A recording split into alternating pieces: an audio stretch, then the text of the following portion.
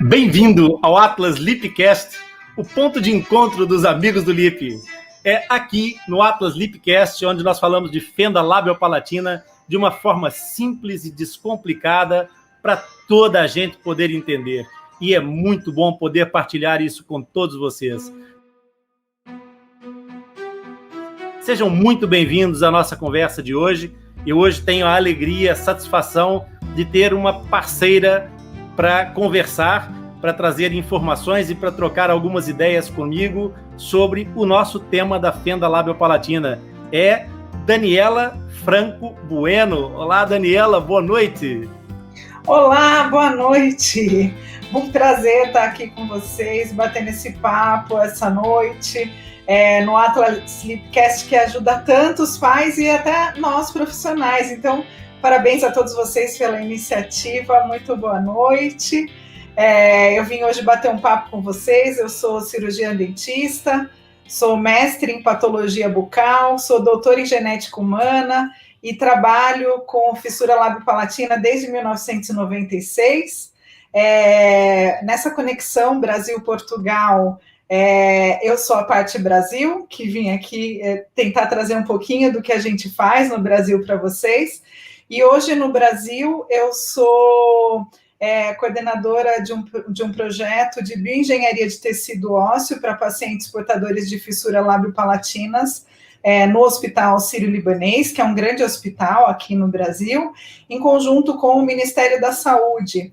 Esse é um programa do Ministério da Saúde para tentar desenvolver novas alternativas de tratamento para os pacientes fissurados utilizando as células-tronco. E, além disso, eu atuo na clínica, na parte de odontopediatria, ortopedia funcional dos maxilares, desde bebezinho para a reabilitação dessas crianças.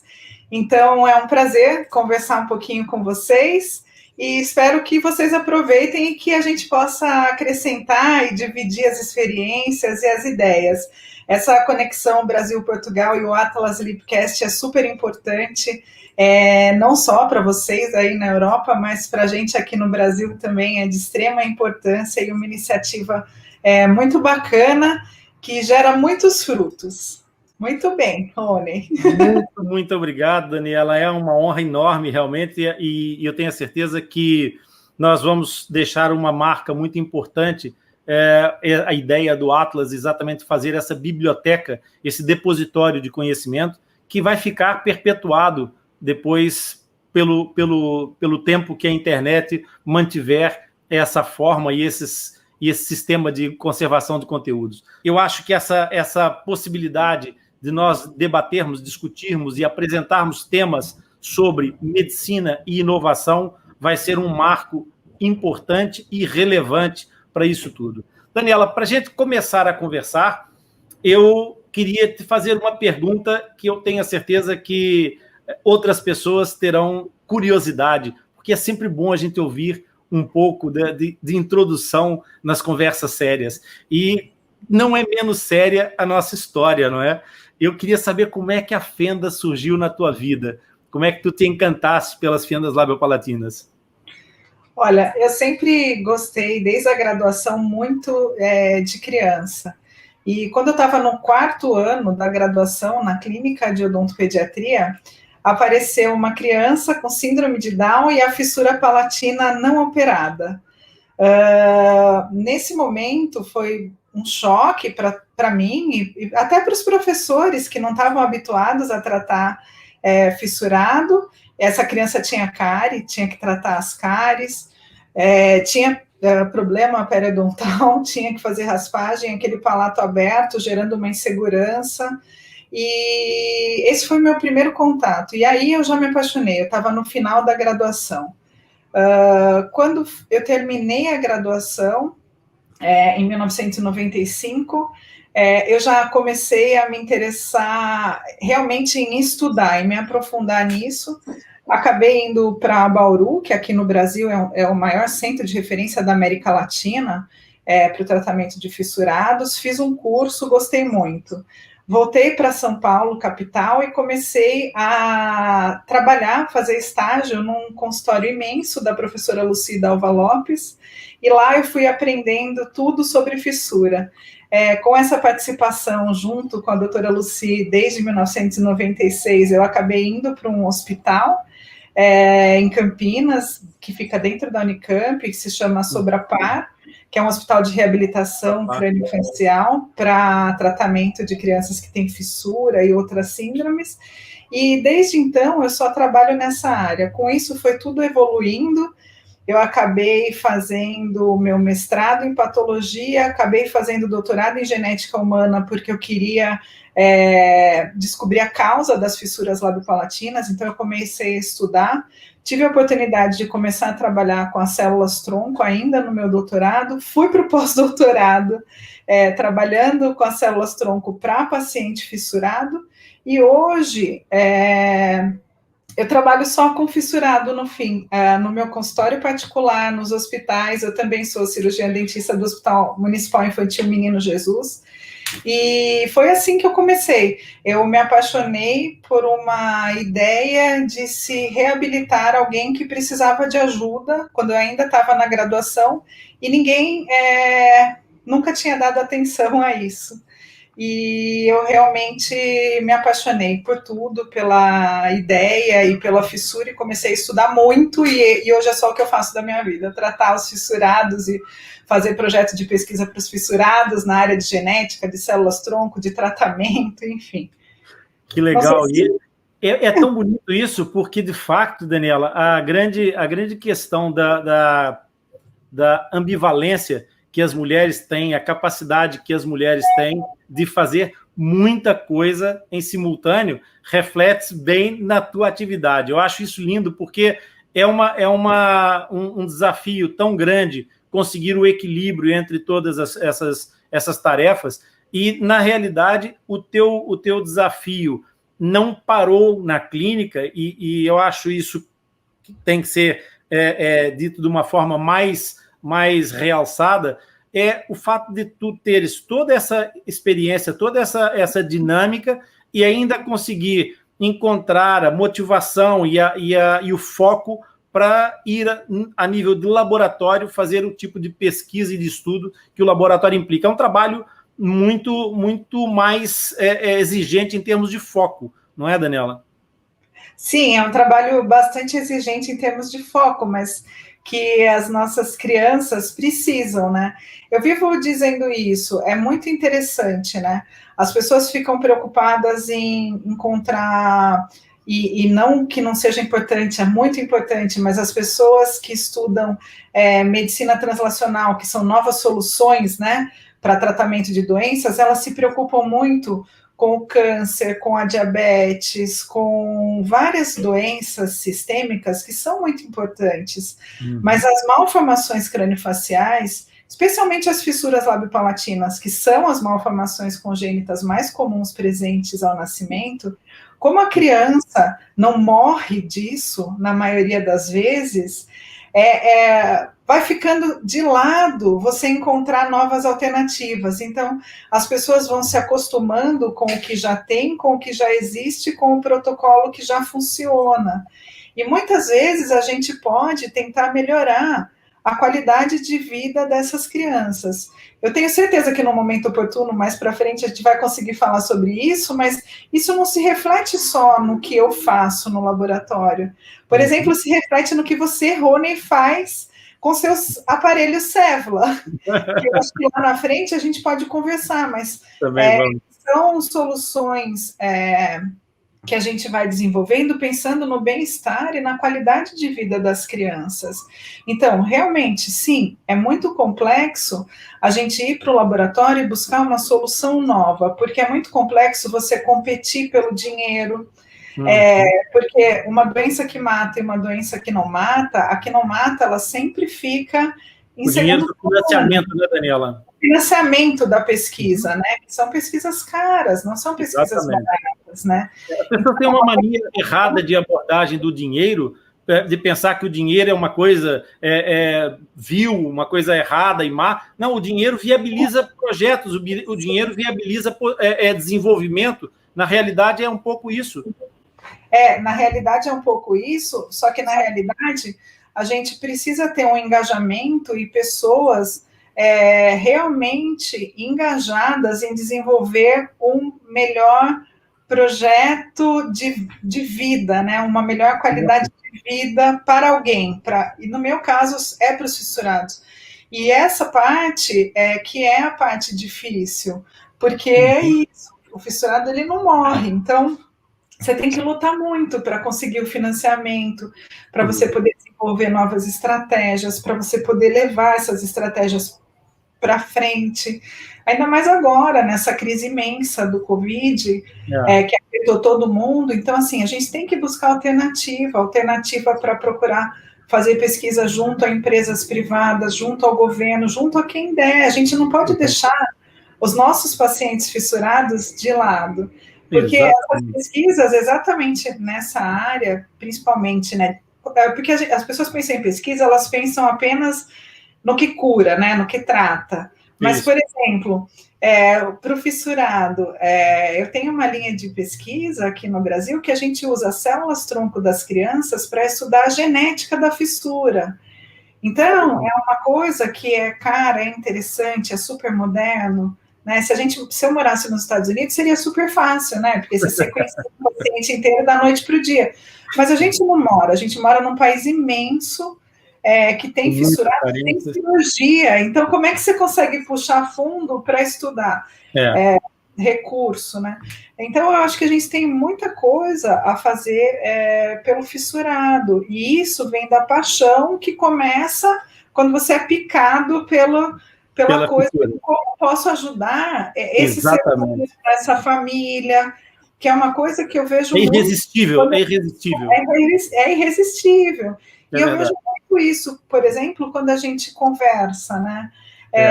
Que você e a sua equipe toda, e as pessoas que se motivam, vocês, por exemplo, a fazerem o Atlas Lipcast, que vocês estão preocupados com as crianças, com as famílias, com os profissionais, né? Então é muito bacana, é muito legal, e eu acho que é gratificante. Fazer, né? Gratificante. É muito gratificante. Essas questões que tu abordaste, eu acho que dão exatamente o mote para aquilo que eu reputo como importante dessa abordagem, dessa conversa de hoje, Daniela. Um dos problemas que a Fenda esbarra em termos de tratamento, por exemplo, é que, como tu disseste, eu, durante a minha graduação, comecei logo a gostar da fenda labiopalatina, do tema e etc. E, na realidade, o que acontece é que, muitas vezes, seja na formação médica, seja na formação médico-dentária ou dos odontólogos no Brasil, a informação que chega a nível de licenciatura, da graduação universitária, ainda é menos do que aquela que é necessária. E eu compreendo as dificuldades que há, a necessidade de uma demanda de network, porque é um tratamento que implica uma multidisciplinaridade, e normalmente, quando o profissional sai da escola, tem que se posicionar, tem que estudar, tem que fazer muita coisa, mas a necessidade de informação pré-grado poderia abrir novos horizontes, você não acha? Tenho certeza absoluta disso. E concordo com você em todos os pontos. Por exemplo, o que aconteceu comigo na minha universidade, no 4º ano, eu pegar uma criança com uma fissura de palato aberta, acontece em outros locais, e a gente não tem essa formação durante a graduação, é falha. Aqui no Brasil, essa formação, eu acredito que não seja falha apenas na USP de Bauru, que é onde a gente tem o maior centro de reabilitação de fissurados, mas nas outras universidades, a gente não tem uma formação, a gente passa rapidinho pelo tema fissura labiopalatina, na embriologia, a gente passa rapidamente na genética um pouquinho, fissura labiopalatina na genética, mas a gente não consegue entender, e isso é muito difícil para construir, é como se fosse construir um Lego, né? Para que esses graduandos, para que as pessoas que estejam se formando entendam a complexidade das fissuras. Então, é difícil para um profissional e, por isso, os grupos que trabalham com fissura, as tribos, são muito pequenas. Porque o que acontece? Você não tem essa formação adequada durante a graduação e aí, de repente, um dia aparece um paciente no seu consultório ou no seu hospital e você se apaixona. Nesse momento, você tem que aprender tudo de novo que você aprendeu durante uma graduação de 4 anos e mais. Porque você tem que aprender que sozinho você não resolve aquele problema. Então, durante a graduação, se você tiver uma dor de dente e tiver que tratar o canal, você aprendeu. Se você tiver que extrair um dente, você aprendeu. Se você tiver que tratar um fissurado, você não aprendeu. Porque uma malformação de dente, uma malformação de arcada dentária acontece diferente a cada paciente. Não é um padrão. Então, não é... o paciente tem uma fissura unilateral pré-forame, que aí, para os paizinhos, é aquela que só afeta... que só tem um pedacinho de gengiva cortada e o lábio. O que acontece? É igual em todo mundo? Então, se chegar uma fissura pré-forame, eu faço esta receita de bolo? Não. Cada fissura pré-forame vai ter uma formação, é única. E isso faz falta para o aluno ou para o dentista recém-formado. Além disso, ele tem que entender que a posição dos músculos, a posição da língua, a posição de tudo é diferente naquela criança. Claro. Então, você tem que estar em sinergia total com a fonoaudióloga, terapia da fala, né, em Portugal. Terapia da fala. No Brasil, fonoaudiólogos. Isso. Além de tudo, você tem que estar em sintonia total com os cirurgiões plásticos ou com os cirurgiões bucomaxilo. Por quê? A depender da técnica cirúrgica que eles vão utilizar, você tem que atuar, no nosso caso, né, de ortopedia funcional e de reabilitação mesmo do esqueleto e dos dentes. Exatamente. Você tem que entrar com uma técnica. Ou seja, como é que você ensina tudo isso de uma vez? Para grupos. Então, o que acaba acontecendo é que são poucos os locais que têm uma formação. Se eu falar hoje, como é que você sabe tudo que você sabe? Foi pegando um pouco de conhecimento em cada local, mas eu tive a sorte de acabar de me formar e para o principal centro de reabilitação de fissurado aqui em São Paulo, que na época era o da doutora Lucy, para Sobrapar, que não é uma sorte que todos têm. Então, assim, existe uma falha na formação, na especialização desses pacientes. Em termos de Brasil, esse gap ainda continua grande, mesmo a gente tendo um local maravilhoso como o Centrinho de Bauru, onde as pessoas têm a formação para fissurado. Exatamente. O Brasil é um país imenso, onde uma única universidade não consegue dar conta de tudo. E eles fazem muito pelo Brasil e pela ciência, enfim, pelos alunos. Mas, respondendo de maneira bem prática, por que a gente não tem tantos profissionais atuando nessa área? Porque a formação é difícil. Na graduação, a gente não tem essa formação. Depois que a gente se forma para adquirir a escala de conhecimento, o tempo é um fator extremamente importante. E aí é a experiência, né?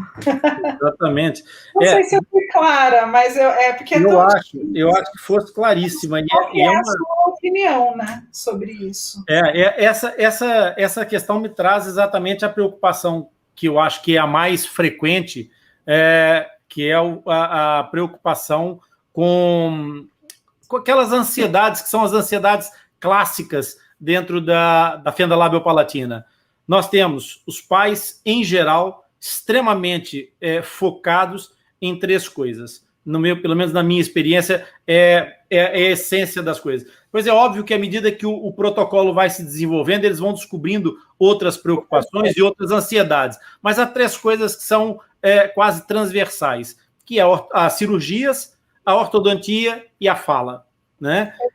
E é exatamente essa importância da integração, da transdisciplinaridade, de haver toda essa dinâmica interdisciplinar que tu referiste aí, ela é absolutamente essencial, porque o que vai acontecer é que a própria primeira etapa de tratamento do bebê é uma cirurgia primeira etapa de tratamento interventivo, não é? Porque nós temos tratamento, entre aspas, instituído antes na questão da amamentação e outras coisas, mas essa primeira intervenção, que é a queloplastia. Queloplastia é o quê? É a reabilitação, o reconformar do lábio que veio interrompido pela fenda.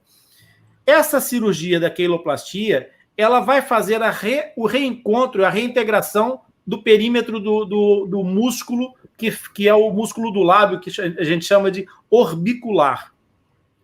Quando essa união é feita, ela tem duas coisas muito importantes e que a gente nunca pode deixar de lado na análise desse caso ao longo do desenvolvimento, seja na ortodontia, seja na fala, seja no que for. A primeira coisa é que houve um encurtamento do perímetro, porque aquele perímetro foi puxado para se reunir. Havia um espaço e essa reunião do tecido não se faz por proliferação, não se faz por hipertrofia do tecido. O tecido não cresce para fechar aquele buraco. Ele é puxado e fechado ali. Então, logo a partir da tensão sobre esse músculo, vai ser diferente em relação à pressão que ele faz no rebordo alveolar.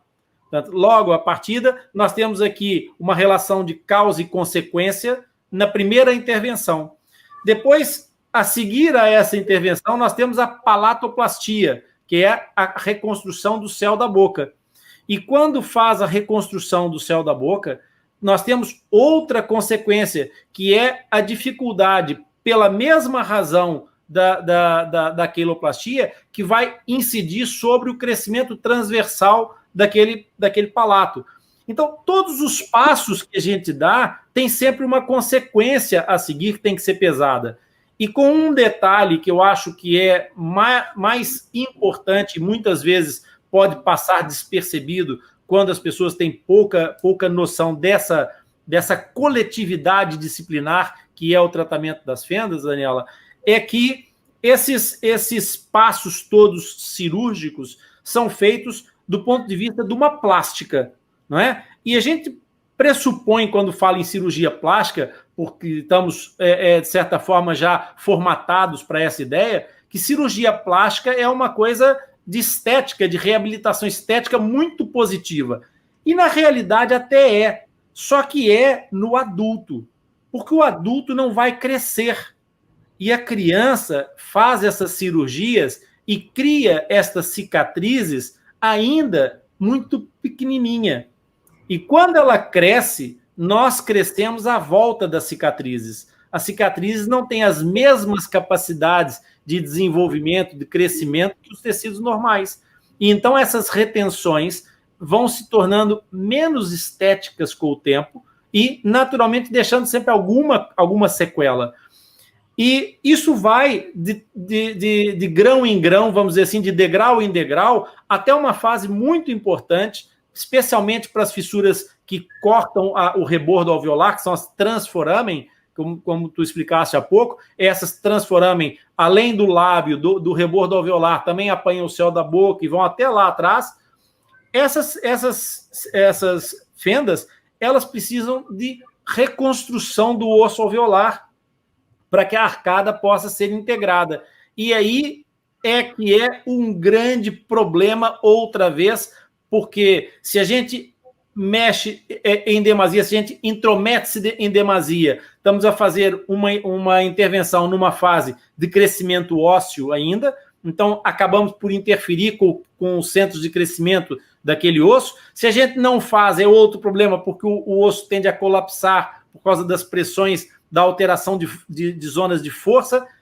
E aí surge a questão vamos colocar osso aqui e que osso é que vamos colocar? Né? E é exatamente a questão de, muitas vezes, os pais nos perguntarem, mas por que vão tirar um osso do outro lado para colocar aqui? Por que se já há tanta tecnologia, por que não usar um osso que não seja do próprio miúdo? O grande problema que isso tem, pelo menos na minha perspectiva, eu gostava de ouvir a tua opinião, porque eu sei que o teu trabalho depois salta exatamente a partir desse problema, desse dilema, que é o osso liofilizado. Ele provoca um arcabouço, ele funciona como se fosse um concreto armado, um betão, em que o osso liofilizado é a estrutura metálica do concreto, e o organismo vai lá depositar o osso à volta. Então, quando o canino permanente vai romper naquele enxerto, o osso liofilizado promove mais retenção e mais dificuldade de progressão para o canino do que o osso autógeno. Mas, ao mesmo tempo, o osso autógeno também não é a solução ideal. Qual que é a solução ideal, Daniela? Ainda a ideal ainda não existe, mas vamos lá.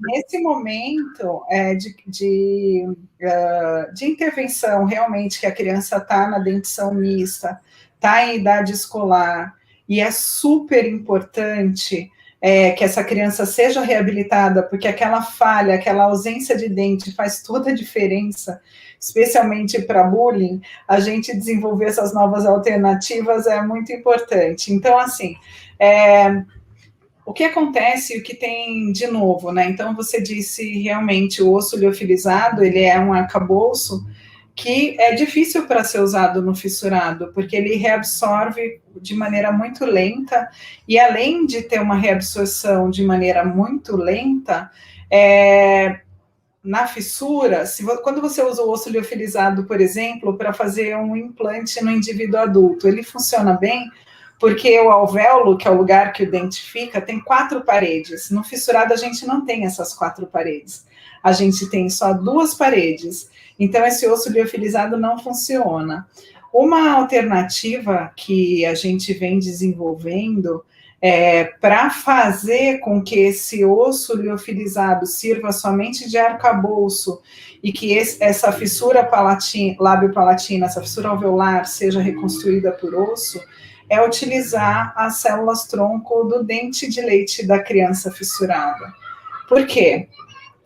Toda criança vai perder o dente de leite, o pai e a mãe, querendo ou não, entre 6 e 12 anos de idade. E, normalmente, esse enxerto ósseo é feito quando a criança tem entre 8 e 12, que é quando o dente canino permanente está com 2/3 da raiz formada. Então, a criança vai perder mesmo o dente. O que é que a gente faz? Qual que é a nossa proposição e o que a gente acha que pode ser o futuro para esses pacientes? A gente pega essa célula-tronco do dente de leite da criança, associa a um biomaterial que funciona como se fosse uma esponja, uma matriz para segurar essas células, e esse conjunto biomaterial mais células da polpa do dente de leite é usado para fechar o osso alveolar dos pacientes. O que está acontecendo? No Brasil, a gente está agora, esse estudo começou junto ao Ministério da Saúde, ao Hospital Sírio-Libanês, em 2012, e agora nós estamos na última fase desse estudo, que é um estudo multicêntrico, um estudo de qualidade de vida e um estudo de custo-efetividade, né, que é para ver se realmente é efetivo esse tratamento quando a gente compara com o enxerto do ilíaco. E a gente está fazendo essas cirurgias em diversos centros especializados em fissuras labiopalatinas, incluindo o Centrinho de Bauru, o Centrinho de Joinville, o IMIP em Recife, o Hospital Beija-Flor em Fortaleza, o CETAC no Rio de Janeiro e nós do Menino Jesus.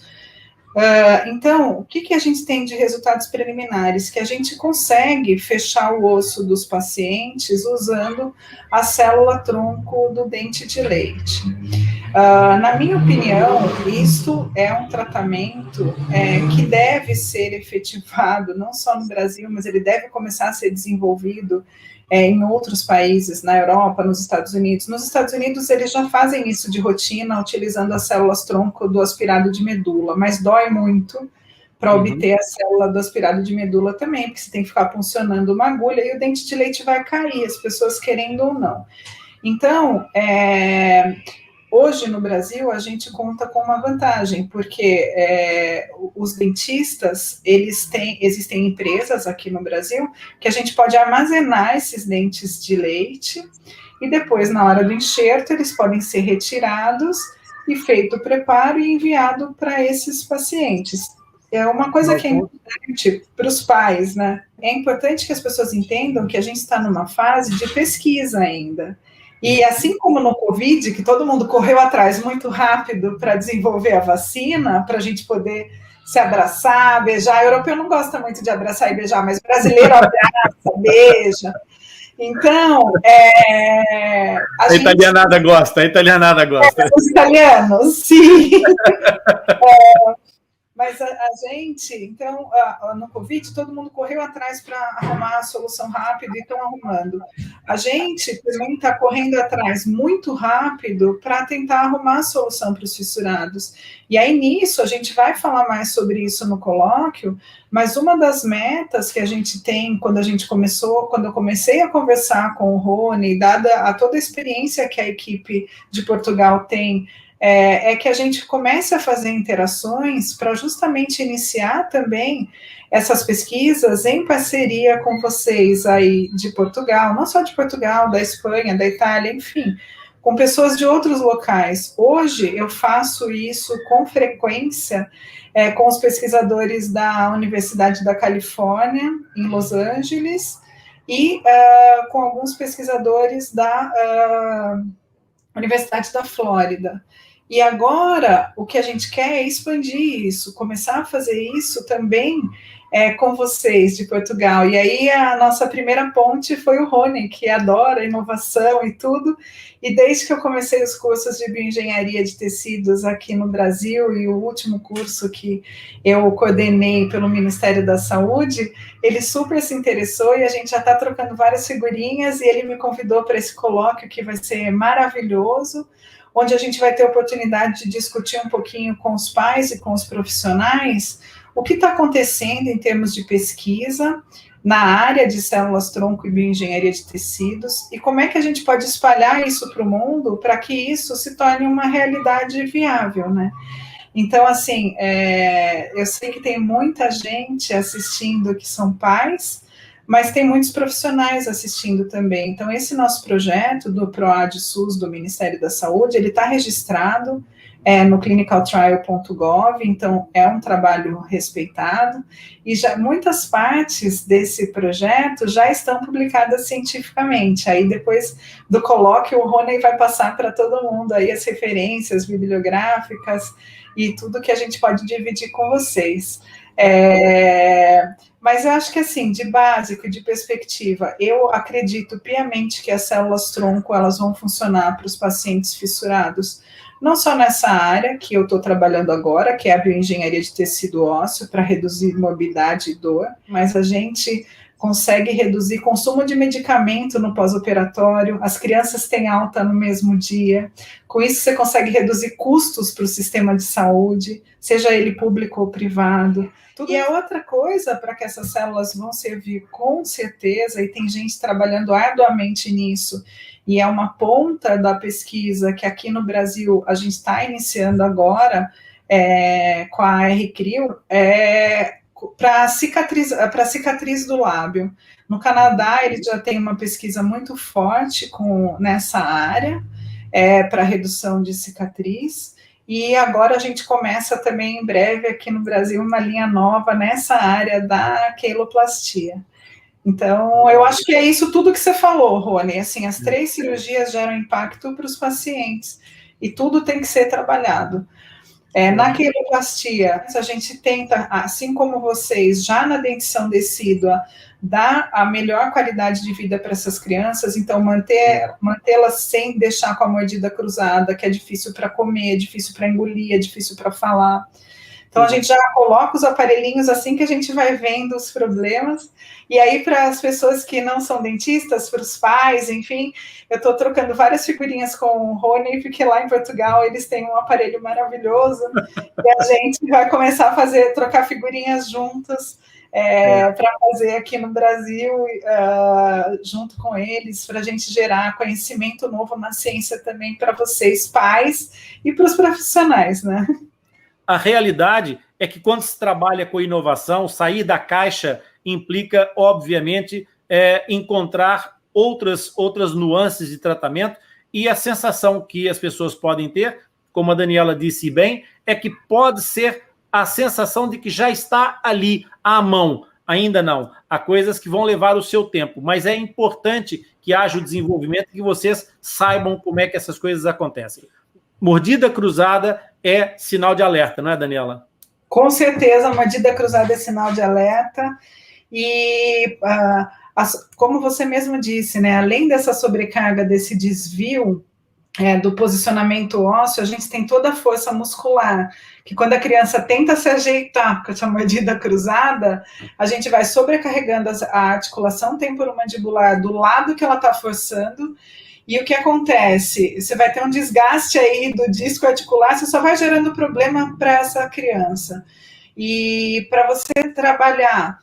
Então, aí o dentista não consegue, sempre a gente tem que trabalhar em equipe, né, com o paciente fissurado, mas quando você deixa a mordida cruzada se instalar, você tem que começar a trabalhar com a fono, a complexidade dos aparelhos é muito maior. Eu vejo, a doutora Cristina é uma ortodontista que trabalha com a gente no Menino Jesus. Ela, às vezes, ela fica pensando mirabolantemente em como ela vai resolver com pistas, com novos aparelhos, com novas ideias, o posicionamento que foi gerado na criança por conta de estar mastigando cruzado desde 2 anos de idade. Exatamente. O fono também não consegue posicionar a língua, porque já está acostumado daquele lado e vai para o outro. Então, é uma coisa muito complexa, né, Rony? Então, exatamente. A gente tem que intervir. Olhou ali a mordida cruzada, aí para o pai e mãe, para o dentista é mais fácil, né? Porque a gente olha, às vezes dá um desgastezinho no dente, já descruza, nem precisa de aparelho. E isso, às vezes, gera uma ansiedade nos pais, que é: por que o Joaquim está de aparelho porque tinha mordida cruzada e o meu filho não está de aparelho se a senhora falou que ele tinha mordida cruzada? Não, mãe, é porque no seu filho só esse desgaste já colocou ele no eixo, já está direito. Então, essas ansiedades a gente tem que ir trabalhando nos profissionais. E os dentistas, eles têm que ser criativos, é o que a gente falou no começo da nossa conversa, né? Cada paciente fissurado é único, e às vezes isso gera ansiedade nos outros pais, porque todo mundo se encontra no corredor e conversa e troca figurinha e um quer saber. Por que o meu bebê está de aparelho entre a palatoplastia e o outro não está? Eu quero que ponha aparelho no meu filho também. Não, mãe, o senhor não precisa, não está colapsado. Mas essa parte é super importante para todos nós, tanto os pais quanto os profissionais, ficarmos atentos. Que assim, se a gente consegue prevenir e não deixar uma doença se instalar, seja ela a cárie, a má oclusão, o que for, o benefício para esses pacientes é muito maior. Então, às vezes, a gente encontra no hospital aqui no Brasil, as mães falando: mas eu vim aqui só para isso.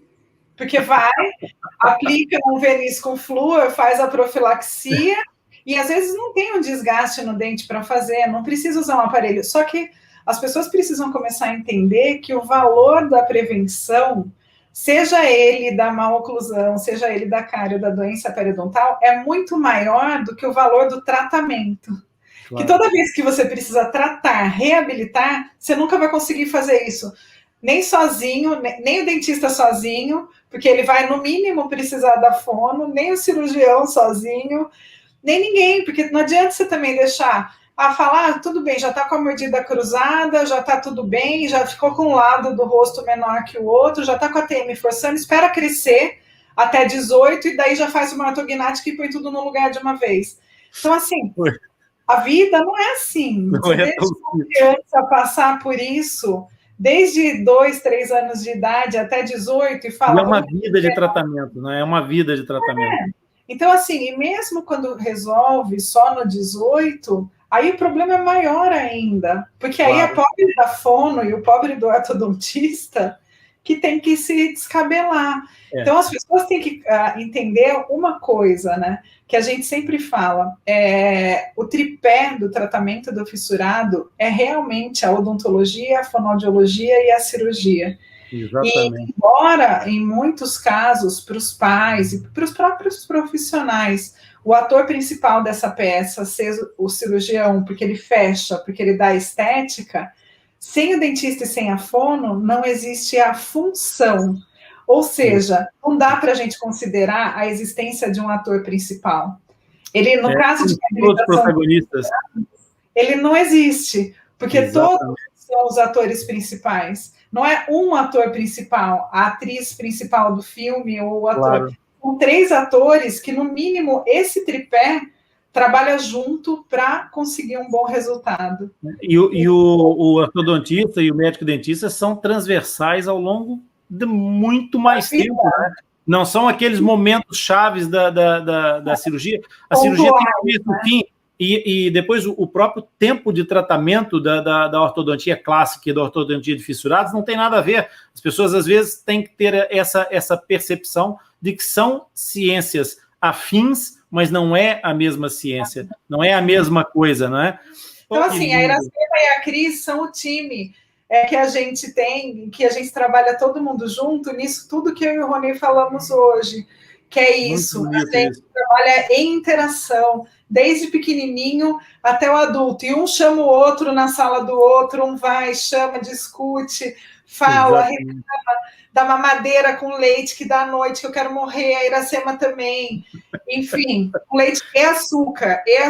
Tem uns que colocam... Exatamente. Não, doutora, não estou colocando açúcar, é só Nescau. Só leite, Só com Nescau.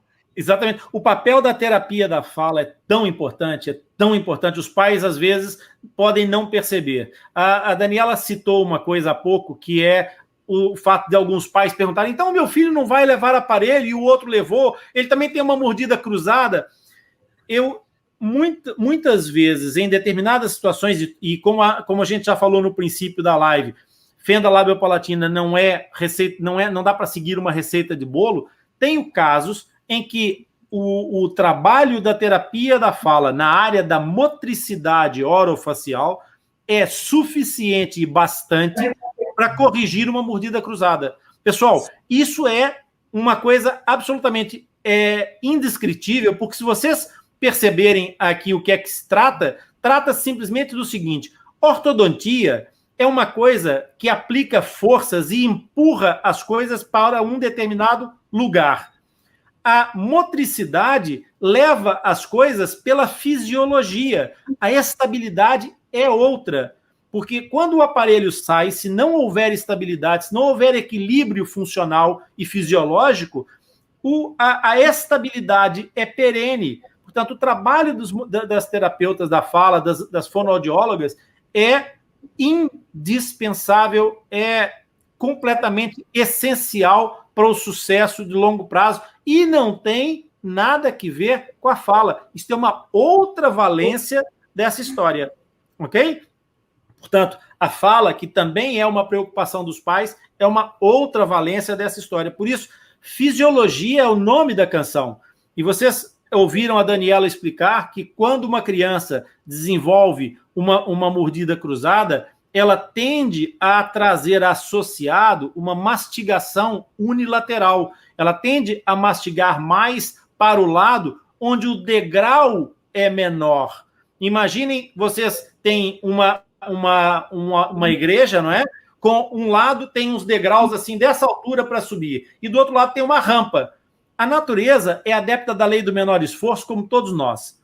E se vocês optam por ir pela rampa, por um lado, em vez de subir a escada do outro, a articulação da mastigação com os seus processos de lateralização também faz essa escolha. Se a mordida está cruzada, não tem um obstáculo chamado guia de caninos. O que é isso? Nós, para fazermos a lateralização da mastigação, temos que abrir ligeiramente a boca. Se aquele obstáculo já está ultrapassado, é muito mais fácil trabalhar por ali, e isso vai gerar, então, a tal mordida cruzada com mastigação unilateral. Tem o problema ósseo, que a gente já falou, e depois a Daniela ainda levantou um pouquinho mais a bola para vocês, que é o que acontece. Se eu trabalho um músculo mais do que outro, e eles têm que ser simétricos, pelo menos do ponto de vista funcional, eles têm que ser síncronos, então o desenvolvimento desses músculos será diferente. Se vocês tiverem alguma dúvida sobre isso, olhem para o Pete Sampras, aquele jogador de tênis, e tomem atenção ao antebraço direito e o antebraço esquerdo do Pete Sampras. E vocês vão ver que de um lado está o Popeye e do outro está a Olivia, não é? Por quê? Porque o lado que ele joga com a mão direita, que é a única que funciona no Pete Sampras, apesar de ser um excelente jogador, tem um desenvolvimento muscular completamente diferente. Então, há uma assimetria.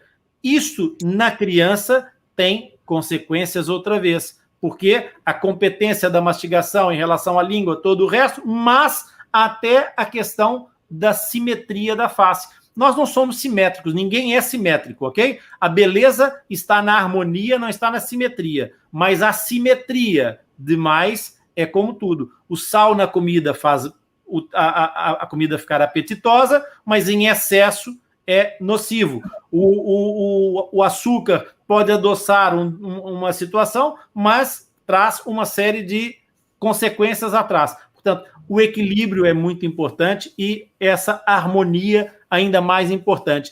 Obviamente, eu ficava aqui a conversar com a Daniela até não sei quanto, a gente começa a falar de fenda lábio-palatina, a gente perde-se, mas eu acho que é importante também a gente fazer aqui um apanhado geral das coisas. Eu acho que há uma mensagem a passar para vocês e eu queria que a Daniela depois fizesse uma observação sobre isso, ou dissesse aquilo que ela entende sobre isso. Eu acho que há aqui um lema sobre isso tudo, que é: não há fórmula mágica para a fenda palatina, para tratar a fenda palatina. Não existe uma fórmula mágica, não existe a porta da felicidade, não há uma cirurgia mágica que a criança passa pelo bloco e sai do outro lado e acabou, já não há mais nada para fazer. Portanto, não há isso.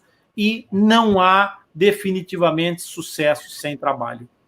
O sucesso dá muito trabalho, não é, Daniela? É muito trabalho.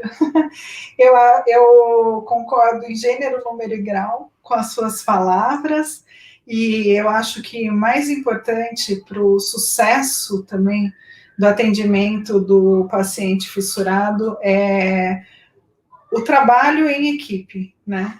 Sem isso, a gente não consegue levar um tratamento de fissurado a lugar nenhum. E essa horizontalização, especialmente do tripé, né? Da fonoaudiologia, da odontologia e da cirurgia. Eu acredito que isso faz toda a diferença na vida dos pacientes e na vida dos profissionais. E a gente tem muito ainda a fazer, a descobrir, a encantar por essas crianças. E por nós e pelo conhecimento, enfim, tem muito a ser descoberto, muito a ser estudado, mas a mensagem principal é isso: trabalhar em equipe, com a colaboração dos pais, entender que sem equipe multidisciplinar não existe reabilitação de fissurado, entender que uma peça não é mais importante que a outra, que o dentista sem a fono não funciona, que o cirurgião sem o dentista não funciona, que o dentista e a fono sem o cirurgião não funcionam. Então, é muito importante trabalhar em harmonia. Muitíssimo obrigada, Rony, pelo convite, e parabéns mil vezes para você e para toda a sua equipe pela criação do Atlas Lipcast, que eu acho que é para nós que falamos a língua portuguesa, e que é tão difícil, né, no mundo, somos tão poucos, né? Se fosse em inglês, seria uma abrangência maior, mas é muito importante essa sua iniciativa, não só para os pais de Portugal, mas para os pais também do Brasil, que é um país enorme e precisa de gente com mais tempo, mais disposição para transformar a linguagem científica numa linguagem inteligível por qualquer pessoa, né? Seja pela minha mãe, seja por qualquer um. Então, muitíssimo obrigada pelo convite, foi um prazer estar aqui com vocês. Parabéns de novo, e 1000 vezes pelo Atlas Lipcast. Muito obrigado. Equipe que eu não conheço pessoalmente ainda, mas entrei em Porto para tomar um vinho do Porto. Exatamente. Rezar para minha santinha e fazer tudinho de bom que tem em Portugal. Comer bacalhau, comer sardinha e conhecer o Lip. E conhecer o Lip pessoalmente, exato. Exatamente. Daniela, eu é que te agradeço muito. Também queria que vocês tivessem a oportunidade de aproveitar o nosso podcast. Nós temos um podcast que é o Atlas Lipcast. Lipcast é exatamente por causa disso. O Atlas Lipcast está em todas as plataformas de stream de podcast. seja no Spotify, no Google Podcast, no Apple Podcasts, enfim, vocês podem procurar Deezer. Quem costuma ouvir podcast, está à vontade, vai encontrar em quase todas as plataformas, certeza, o nosso Atlas para ouvir. É um depositório de informação muito importante. Nós estamos a reunir gente do gabarito da Daniela, gente com muito boa onda, para falar para vocês, para falar de uma forma simples, para fazer com que essa mensagem chegue até vocês e esclareça e ajude a suportar ou ultrapassar as vossas ansiedades, os vossos tormentos de dúvidas pela falta de informação que muitas vezes acontece em relação à fenda labiopalatina, para que vocês não tenham que andar perdido nos motores de busca, até sem saber o que buscar e acabar por encontrar informação que definitivamente viraliza, mas não interessa, porque aquilo que viraliza geralmente é o que não interessa, é o que é assustador, é porque deu errado, é porque está mal, e é porque as pessoas estão a sofrer e a chorar.